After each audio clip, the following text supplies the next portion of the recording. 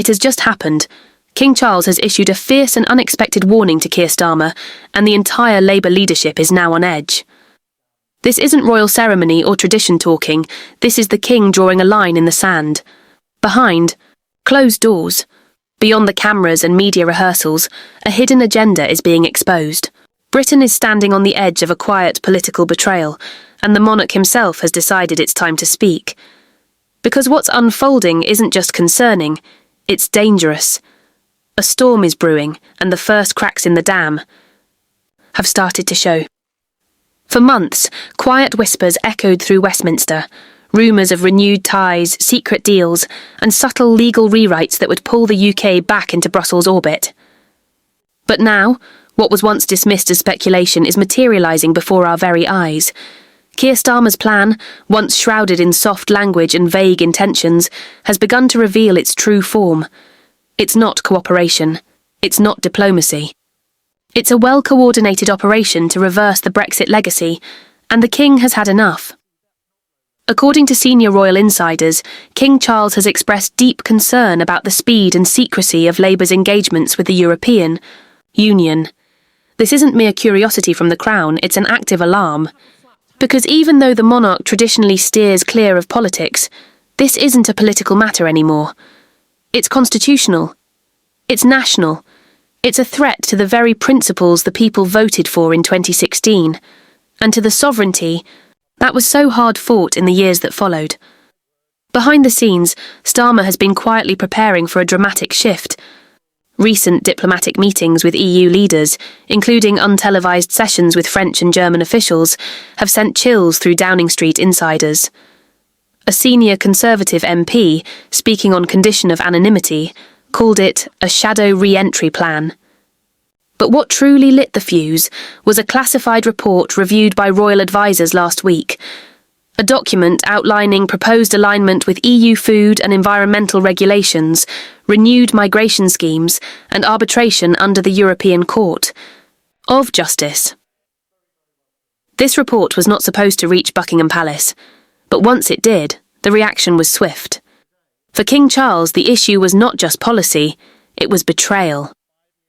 The monarch reportedly summoned close constitutional advisers, requesting briefings on the long-term implications of such alignment. What he learned shocked him. Under these quiet arrangements, the UK would gradually begin to mirror EU laws, without public debate, without referendum, and without parliamentary confrontation. The very sovereignty Brexit delivered would be eroded, piece by piece, behind the veil of international cooperation. At the heart of the King's concern is not just the direction Starmer is steering the country toward, it's the way it's being done. In the shadows, no press conferences, no Commons votes, no public scrutiny. The European Commission, it seems, has been more informed about Labour's intentions than the British public. And this royal warning wasn't an act of drama, it was a desperate call for transparency. Insiders say King Charles, while measured in tone, was unmistakably direct. In a recent private engagement with a senior government figure, he reportedly questioned whether Britain was at risk of being rebound to treaties without consent. The phrasing is critical. It reflects not just royal unease, but a growing fear that the Labour leader is ignoring the people's will and circumventing democratic safeguards. The palace is watching, and so now is the nation. And if Starmer thought this could stay hidden, he was wrong. Word of the King's warning has already spread throughout the political establishment, shaking Labour operatives and emboldening opposition leaders. Nigel Farage, in a fiery broadcast just last night, hailed the King's intervention as a turning point for the nation. He added, "When even the Crown is concerned, you know Starmer's plan has gone too far. Behind the grandeur of diplomatic protocol, and the surface-level smiles exchanged between dignitaries, the summit set for May 19th is more than just a high-level meeting. It is the most critical political event since Brexit." At first glance, this gathering between UK and EU representatives has been billed as a routine post-Brexit discussion. But peel back the layers, and what emerges is a carefully orchestrated operation to reintegrate Britain into the very structures it fought to leave. The significance of this summit cannot be overstated. Keir Starmer and his inner circle see it as the gateway to reposition the United Kingdom within the European sphere of influence, not through overt membership, but through the subtler, more dangerous route of shadow alignment. And it's this agenda that has triggered concern, not just within Westminster, but inside the palace walls. Sources embedded within Whitehall have disclosed that the agenda for this meeting was deliberately kept vague in public briefings. However, private communiques reveal that discussions will focus on regulatory alignment in key areas such as food safety, environmental standards, and digital trade policies. On paper, this sounds harmless, even constructive. But in practice, this is how sovereignty is bled away. Regulatory alignment means adopting rules set in Brussels without having any power to shape them. It turns Britain into a rule taker, a satellite of the European Union's legal and economic framework. This model, once known as Norway-style membership, was rejected by Brexiteers as a half measure that gives up control while providing no voice. Starmer is quietly bringing it back, dressed in new language and hidden behind closed-door diplomacy. But it doesn't end there. One of the most controversial items on the table is the reintroduction of judicial oversight by the European Court of Justice, ECJ, in certain UK-EU disputes. This very institution symbolised everything the Leave campaign sought to escape, foreign judges having the final say on British matters. Now, Labour is reportedly prepared to concede ECJ influence in areas ranging from cross-border data flows to food and drug certifications. This is not merely legal cooperation, this is a restoration of European jurisdiction in Britain's legal system. And what's worse, this is being negotiated without any formal parliamentary debate or public referendum, just quiet consent and subtle signatures. Furthermore, the revival of the Youth Mobility Scheme adds another layer to this quiet surrender. Framed as a cultural exchange programme to allow young people to live and work across the Channel, this policy was originally discarded due to its lack of feasibility and security oversight. Yet under Starmer, it's being revived under the radar. While officials claim it will be mutually beneficial, many believe it's a thinly veiled backdoor to mass migration, one that circumvents existing immigration laws and opens the floodgates under the pretense of youth opportunity. The British public, who overwhelmingly supported taking back control of borders, are being offered open-door policies wrapped in glossy branding. And then comes the most explosive revelation: Britain's re-entry into EU defence cooperation mechanisms. According to confidential NATO-aligned briefings, Labour is preparing to commit funds to the EU's Permanent Structured Cooperation, PESCO, military projects. This essentially means channeling the UK's defence budget, funded by British taxpayers, into European military development programmes, all under EU command structures.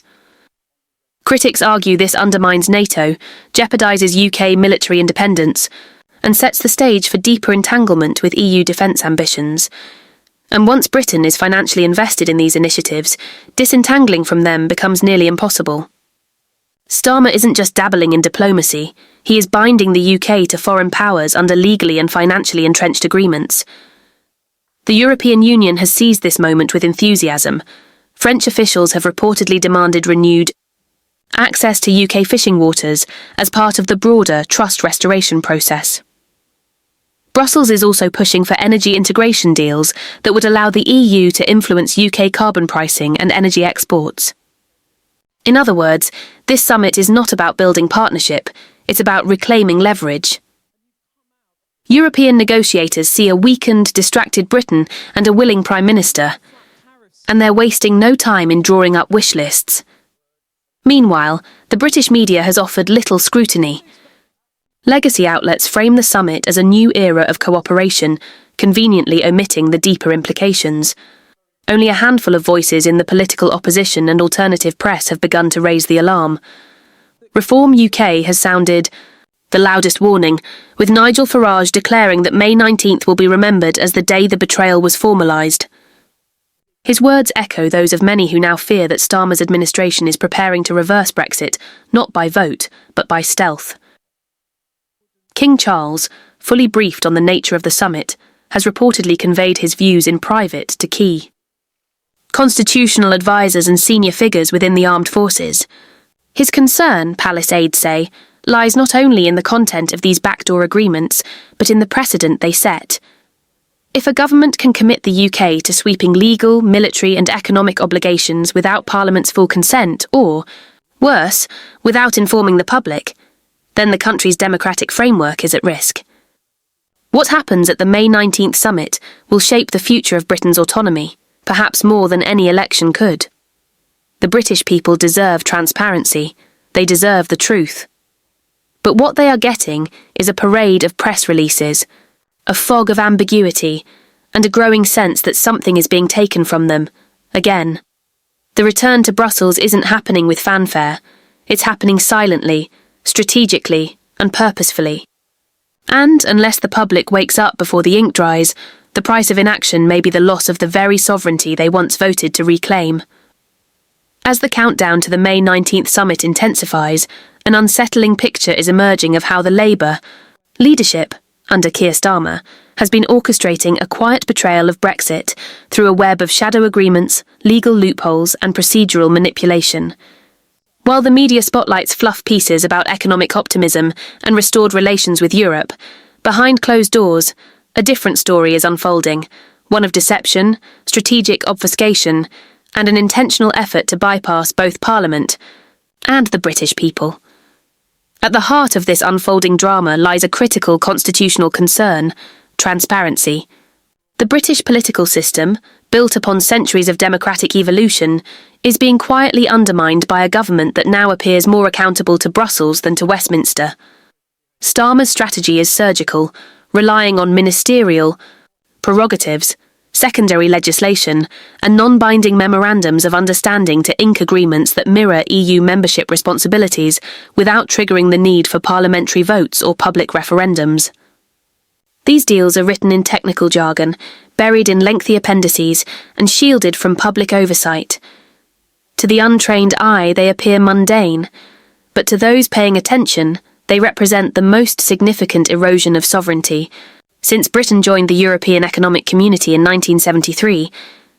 Internal documents obtained by whistleblowers suggest that Starmer's government has already signed at least 7 memoranda with European counterparts since January 2025. These agreements touch on regulatory convergence, shared border protocols, data governance, and even mutual defence cooperation. Not one of these has been debated in the House of Commons. Ministers claim they are non-binding frameworks for dialogue, but their legal language suggests otherwise.